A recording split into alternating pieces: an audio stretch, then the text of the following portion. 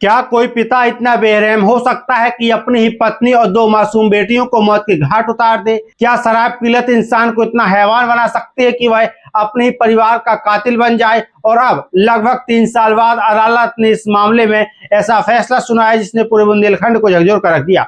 महुआ में fast track court में पत्नी और दो बेटियों की हत्या करने वाले पिता को फांसी की सजा सुनाई गई। नमस्कार, मैं हूं संजय सिंह महान और आप देख रहे हैं यूपी ताजा न्यूज। महुआ की फास्ट ट्रैक कोर्ट ने एक महत्वपूर्ण फैसले में पत्नी और दो मासूम बेटियों की हत्या के दोषी पिता देवेंद्र विश्वकर्मा को फांसी की सजा सुनाई है। फास्ट ट्रैक कोर्ट की जज अपर्णा त्रिपाठी ने दोषी को सजा सुनाते हुए कहा कि उसका अपराध अत्यंत कठोर और जघन्य है, इसलिए उसे फांसी के फंदे पर तब तक लटकाया जाए जब तक उसकी मृत्यु न हो जाए।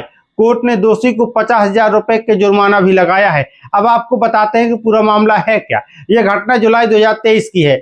महुआ शहर कोतवाली क्षेत्र के समद नगर मोहल्ले के रहने वाले देवेंद्र विश्वकर्मा शराब का आदी था। शराब पीने को लेकर उसका पत्नी राजकुमारी से अक्सर विवाद होता रहता था। बताया गया कि वह अपनी दोनों बेटियों के साथ दुर्व्यवहार करता था। 17 जुलाई 2023 को देवेंद्र शराब पीकर घर पहुंचा। किसी बात को लेकर पत्नी राजकुमारी से उसका विवाद शुरू हो गया और देखते ही देखते झगड़ा बढ़ गया। इसी दौरान देवेंद्र ने घर में रखे सिलवट्टे से पत्नी पर हमला कर दिया, लेकिन हैवानियत यहीं नहीं रुकी।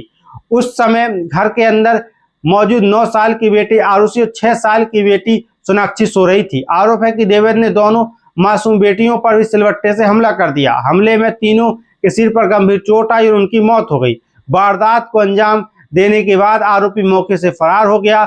स्थानीय लोगों की सूचना पर पुलिस मौके पर पहुंची और तीनों शव को पोस्टमार्टम के लिए भेजा गया। इसके बाद पुलिस ने आरोपी की तलाश शुरू कर दी। घटना के अगले ही दिन पुलिस ने आरोपी देवेंद्र को गिरफ्तार कर लिया था, लेकिन सवाल यह है, जब वारदात के समय घर में केवल पति पत्नी और दोनों बेटियां थी, तब अदालत तक हत्या के पुख्ता सबूत कैसे पहुंचे? आइए अब आपको बताते हैं विस्तार से। मामले की सुनवाई के दौरान अभियोजन पक्ष की ओर से जिला शासकीय अधिवक्ता दिनेश सिंह और सहायक जिला शासकीय अधिवक्ता सुरेंद्र प्रताप राजपूत ने अदालत में पक्ष रखा। इस संबंध में 5 पुलिसकर्मियों, 1 डॉक्टर और मृतका के परिजनों सहित कुल 9 गवाहों के बयान दर्ज किए गए। हालांकि घटना के समय कोई प्रत्यक्षदर्शी मौजूद नहीं था, लेकिन फॉरेंसिक जांच में मिले साक्ष्य आरोपी देवेंद्र के खिलाफ पाए गए। अदालत ने सभी गवाहों के बयान, फॉरेंसिक रिपोर्ट और अन्य साक्ष्यों के परीक्षण करने के बाद आरोपी को दोषी करार दिया और फांसी की सजा सुनाई। सजा सुनाए जाने के बाद आरोपी को वापस जेल भेज दिया गया। एक शराबी पति, एक बेरहम पिता और 3 बेगुनाह जिंदगियां। करीब 3 साल बाद अदालत का फैसला आया है और दोषी को उसके अपराध की सबसे कठोर सजा सुनाई गई है। क्या आपको लगता है कि ऐसे मामलों में फांसी की सजा ही उचित है? अपनी राय हमें कमेंट बॉक्स में जरूर लिखें। मैं हूं संजय सिंह महान और आप देख रहे थे यूपी ताजा न्यूज।